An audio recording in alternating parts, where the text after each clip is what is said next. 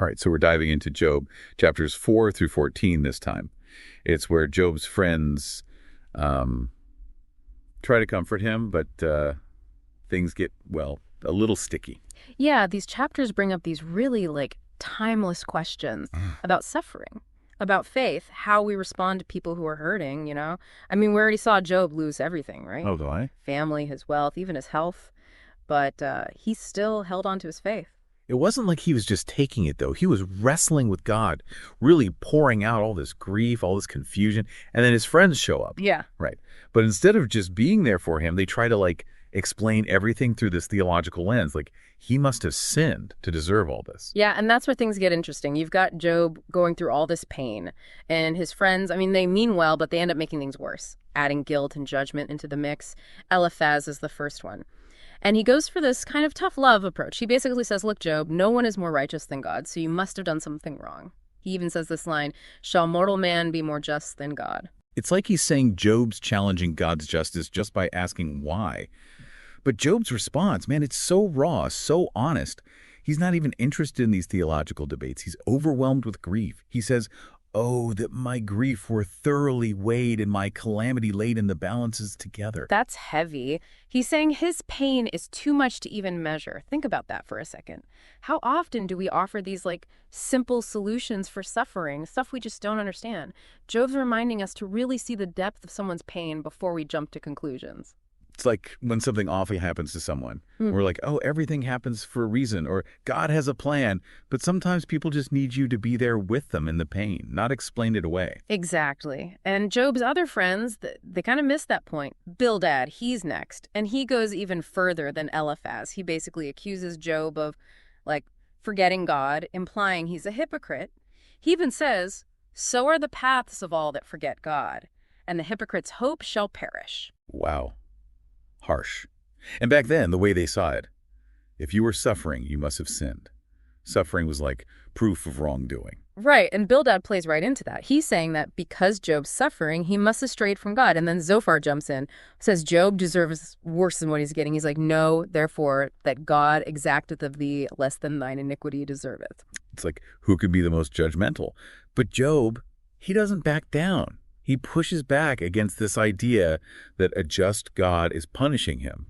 He even says to them, no doubt, but ye are the people, and wisdom shall die with you. Yeah, definitely some sarcasm there. But it shows Job's not afraid to question, the accepted wisdom of his time. He knows God's powerful, but refuses to accept this simple explanation for his suffering. And then he gives us one of the most powerful lines in the book. Though he slay me, yet will I trust him. That line.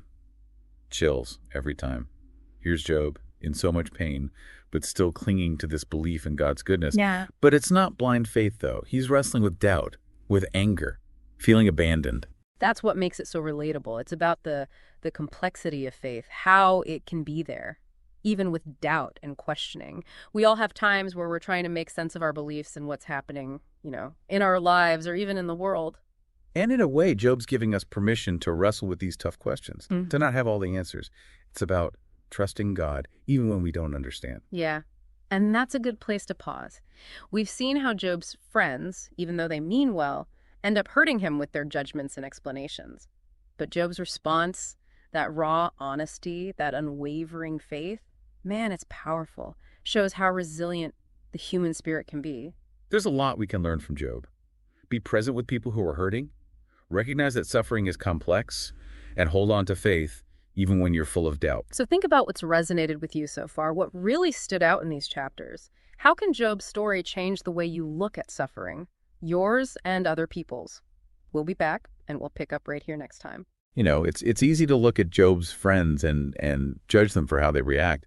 But I think we got to remember, these weren't bad people. They were just working with what they understood about God, about the world. That's such a good point. I mean, the response is, yeah, they're misguided, but they show something we all do. When we see suffering, especially, as bad as what Job's going through, we want to explain it. We got to make sense of it. And sometimes that means we blame someone. Right. Bad things can't happen to good people. So there has to be a reason, a cause. If someone's hurting, well, they must have done something, right? It's like we're trying to make things neat and orderly, even when the world feels so chaotic and unfair. But Job, his story, it challenges us to resist that. Sometimes suffering just is. It's a mystery. We might never understand it. And that's tough, isn't it? How do we deal with that uncertainty when there's no easy answer? How do we keep believing when suffering just doesn't fit into our ideas about God? That's the core of it in these chapters. Job's friends, they couldn't deal with the not knowing. They needed a simple answer. Sin leads to suffering. End of story. And they held on to that even when it was hurting Job. But Job, even with all the pain, all the confusion, he wouldn't accept that. He kept wrestling with God, asking those hard questions, wanting to know why. And that's why his story is so powerful even now.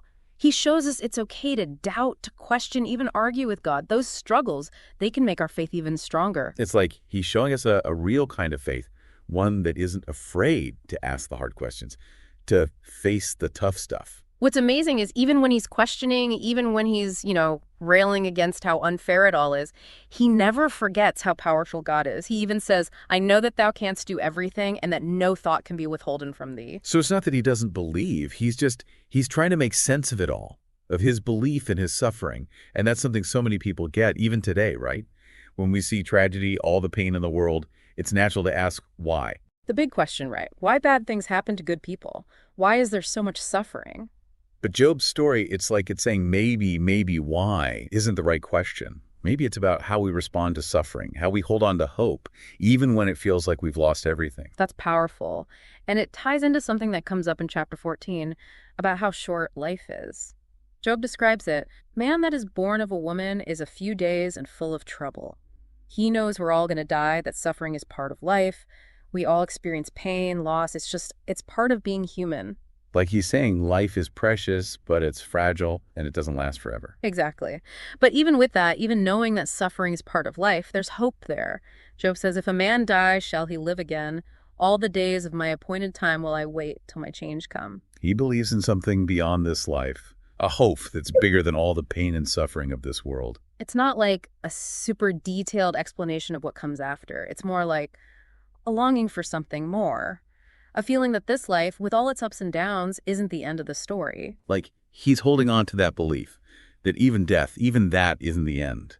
There's a chance for something new, something transformed. And that's huge. Absolutely. It's something anyone who's felt loss or grief can connect to. Anyone who's wondered if there's more to life than what we see around us. So we've seen how Job, even with all his pain, his questioning, he shows us a real faith. More real, more relatable than what his friends had. He shows us it's okay to have doubts, to wrestle with God, to search for meaning when we're suffering. And even in the darkest times when you feel alone, lost, there's still hope, a little light beyond the darkness. And maybe that's the most important part of all this. Yeah. It's not about knowing all the answers, about explaining away suffering. It's about holding on to hope, about believing that even when we don't understand, there's something bigger happening. So as we wrap up this part, I want to ask, what's sticking with you? What's standing out from these chapters? How does Job's story change how you see your own journey of faith? We've been with Job and his friends for a while now, and I keep thinking about how they try to comfort him, but it just doesn't work. They mean well, but they end up making things worse. It's like what they do, it shows what we all tend to do. When we see someone struggling, we try to explain it to make it make sense. And sometimes, I guess, we blame someone. Yeah, it's like we have a hard time with the idea that bad things happen to good people. So we look for a reason.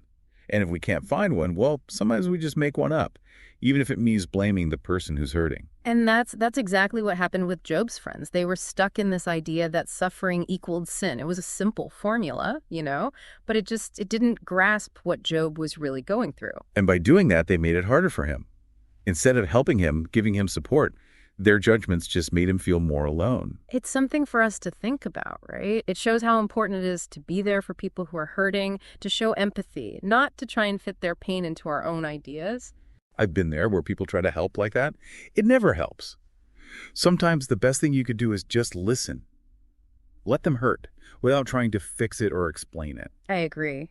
Job's story shows how powerful it can be to just be there with someone who's suffering, just listening, being a shoulder to cry on, giving them space to work through their emotions without judgment. It's about saying, I see your pain. I'm here with you. Exactly. And anyone can do that. No matter what you believe or if you understand why suffering exists, it's a human connection. Job also shows us that it's okay to ask tough questions, to challenge what everyone thinks, and to, really wrestle with your faith.